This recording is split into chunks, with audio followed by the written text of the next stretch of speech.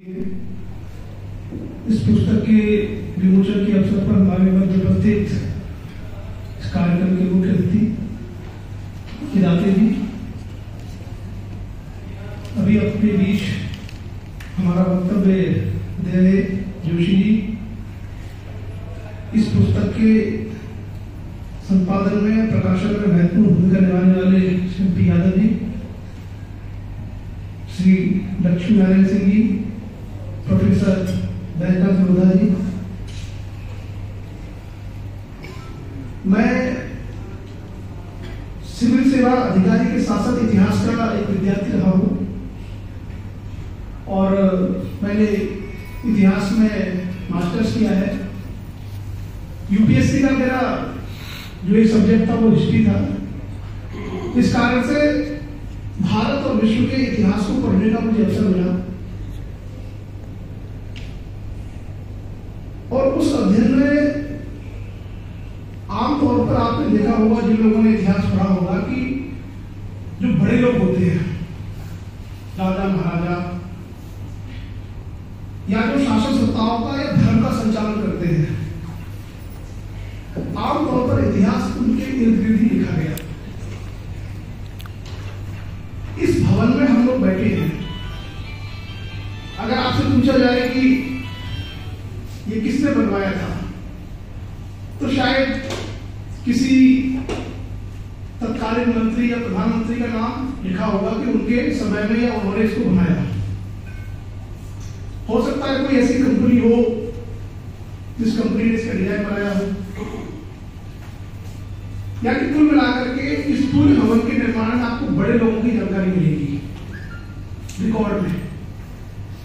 लेकिन आप सोचिए कि टाइल्स किसने लगाई, ये ईंट किसने लगाई, ये जो दीवार पे लकड़ी लगी हुई है किसने बनाई होगी, ये कुर्सियां किसने बनाई होगी, कपड़ा किसने बनाया होगा, उसका ना कोई नाम ना कोई जिक्र।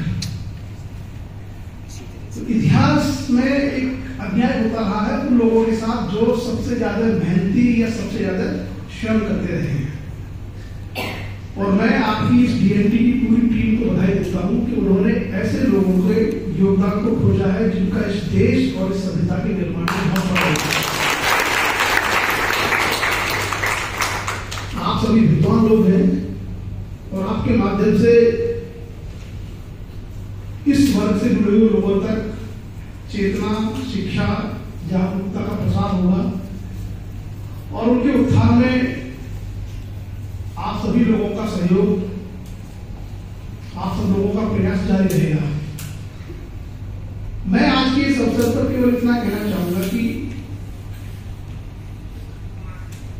अगर डीएनटी से अलग हटके हम अन्य ग्रामीण समाजों में भी देखें तो आज भी मेरा ऐसा आकलन है कि देश में 90% से ज्यादा महिलाओं को राष्ट्रपति का नाम नहीं मिला। आप किसी भी गांव में जाइए और गांव में खेत में कोई महिला काम कर रही हो या जिसके सिर पर कोई बोझा रखा हो, उससे पूछना कि मुझे तो प्रेसिडेंट ऑफ इंडिया, तो 90% महिला नहीं बता पाएंगी। अर्थात अगर किसी समाज को मुख्य धारा में लाना चाहते हैं तो उसके अध्ययन के साथ साथ सबसे जरूरी है कि उस समाज तक शिक्षा और जागरूकता पहुंचे। आप सब लोग क्योंकि फील्ड में काम कर रहे हैं तो मेरा आप सभी से आग्रह होगा कि ऐसे वर्ग की पहचान आपने की है, उनके बीच में बेहतर शिक्षा, बेहतर अवेयरनेस पहुंचे, इसका भी आप लोग प्रयास कीजिए। मेरे स्तर पर, क्योंकि मैं डॉक्टर साहब से जुड़ा हुआ हूं, सभी से लगभग जुड़ा हुआ हूं, मैं इसमें कुछ योगदान आपको दे सकता हूं।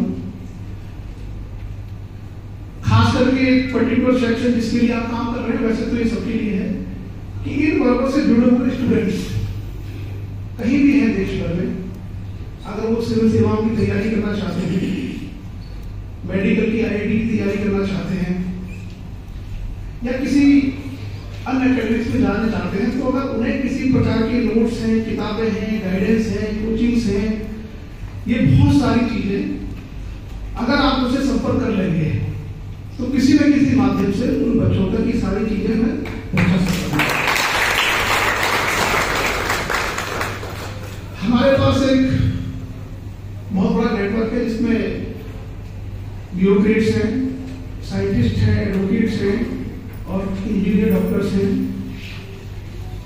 जो फ्री ऑफ कॉस्ट किसी भी बच्चे को किसी भी कैरियर में जाने के लिए गाइडेंस देते हैं।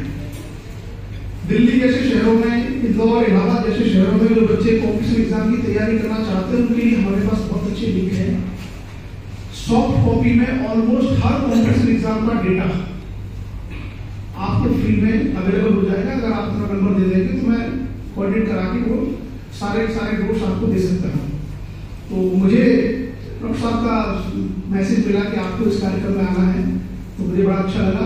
और मैं खासकर इसलिए आया कि जहां जहां इन वर्गों की या किसी भी वर्ग की स्थिति सुधरी है देश में या वो मुख्य धारा में आया है, तो उसके पीछे आर्थिक तरक्की से भी ज्यादा महत्वपूर्ण है उसकी शैक्षिक तरक्की। अगर उसको पता चल गया, उदाहरण के तौर पर देश के राष्ट्रपति को आप देखिए, जो हमारे देश के राष्ट्रपति का पद है वो इस समय एसटी समाज के पास है, वो भी एक महिला के पास।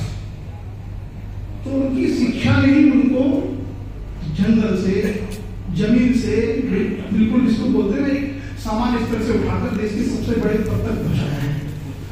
अगर इस दिशा में हम सब लोग मिलकर प्रयास करें तो आने वाले वर्षों में ये समाज मुख्य धारा में आएंगे और जिस देश को मजबूत करने के लिए हम सब लोग अपने अपने स्तर पर संकल्पित हैं, वो शायद हम सब लोगों का सपना, हम सब लोगों का जो विजन है वो पूरा हो पाएगा। मैं पुनः इस कार्यक्रम के अवसर पर आप सभी को बहुत बहुत बधाई देता हूं और इस पुस्तक की सफलता के लिए अपनी ओर से शुभकामनाएं देता हूं।